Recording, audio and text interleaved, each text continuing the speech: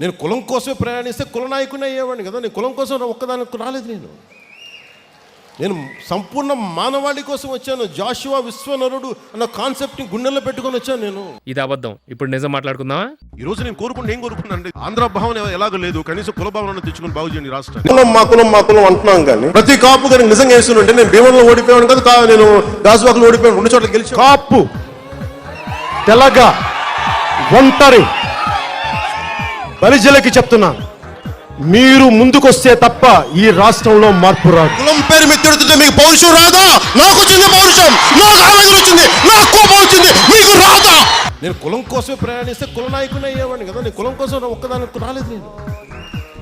నేను సంపూర్ణ మానవాళి కోసం వచ్చాను. జాషువా విశ్వనరుడు అన్న కాన్సెప్ట్ని గుండెల్లో పెట్టుకొని వచ్చాను నేను. జాషువా గారు ఉంటే ఏమైపోయాడు ఆయన, పెద్ద ఆయన. జాషువా గారికి అసలు ఈ మాటలకి, ఐడియాలజీకి, కుల ప్రస్తావన గురించి, అంటే అవసరం ఉంటే వారి కుల వాదన ఎలా ఉంటది, అవసరం తీరిన తర్వాత కుల వాదన ఎలా ఉంటది, ఇది ఏ రకమైన ఐడియాలజీనో ప్రజలు ఆలోచించుకోవాలి. వారి ఐడియాలజీని నమ్మి వారి వెనకాల వచ్చినటువంటి కార్యకర్తలు కూడా ఆలోచించుకోవాలి.